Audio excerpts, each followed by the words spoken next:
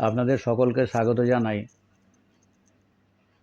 আমার unique broadcast YouTube চ্যানেলে। আমি আব্দুস সাত্তার।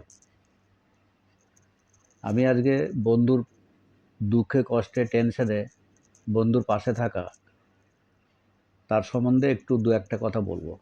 খুব বেশি আগে ভিডিও খুব একটা বেশি বড় হবে না, ছোটই হবে।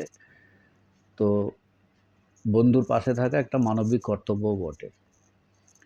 হয়তো রাতে কোথাও বন্ধুর গাড়ি খারাপ হয়ে গেছে অফিস থেকে ফেরার সময়, রাত 11:30 12টা, তখন সব দোকানপাট সব বন্ধ হয়ে গেছে, বন্ধুকে সহযোগিতা করতে হবে। আপনি বন্ধুর কোন জায়গায় আছে লোকেশন জেনে নিলেন, এবার জেনে নেওয়ার পরে আপনার পরিচিত সেই এলাকায় যদি কেউ থাকে তাকে আপনি জানিয়ে দিলেন যে এই পরিস্থিতি আছে, এই ব্যাপার আছে, একটু সহযোগিতা করতে হবে বা হেল্প করতে হবে। এটা একটা হেল্প আপনার বন্ধুর হয়ে গেল। দ্বিতীয়ত, ঠিক এইরকম কোনো একটা রাতে আপনার কোনো বন্ধু আপনাকে ফোন করছে যে বন্ধু আমার এরকম অ্যাক্সিডেন্ট হয়ে গেছে ভাই, এখন কি করব, আমি এই জায়গায় আছি। সেখানেও দেখলেন যে আপনার কাছাকাছি কেউ আছে কি না। যদি কেউ না থাকে আপনাকে বেরিয়ে যেতে হবে, ছুটে যেতে হবে আপনার বন্ধুর কাছে। তার প্রাথমিক চিকিৎসা করার ব্যাপারে অনেক কিছু ব্যাপার আছে।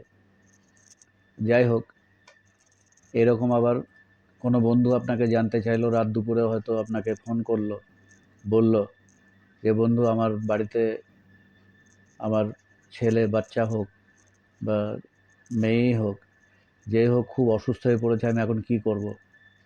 তা আপনি তাকে কিভাবে তার কষ্টটা একটু লাঘব করবেন, কিভাবে তাকে একটু মানে ইয়ে করবেন, সহযোগিতার আশ্বাস দেবেন, তার সাহসটা মনোবলটা কিভাবে বাড়াবেন, সেটা হচ্ছে একটাই কথা। আপনি তাকে বলতে পারেন বন্ধু দেখ, মাথার ওপর দিয়ে হেলিকপ্টার এরোপ্লেন সব চলে গেল, কিছু হলো না, দেখ দিব্যু আমি এরকম বসে আছি, ঠিক আছে, টেনশন করিস না, তুই কোন হসপিটালে পৌঁছাচ্ছিস বল, আমি ওখানে আসছি।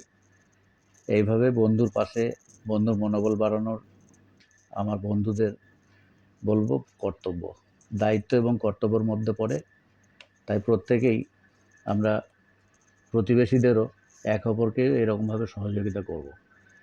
কারোর দুঃখে কষ্টে আমরা পিছু হব না, দুঃখ কষ্টে আমরা ঝাঁপিয়ে পড়ব। এই কথাটুকু বলার জন্যে এই ভিডিওটুকু বানানো। আবার অন্য কিছু টপিক নিয়ে আপনাদের সামনে পুনরায় হাজির হব।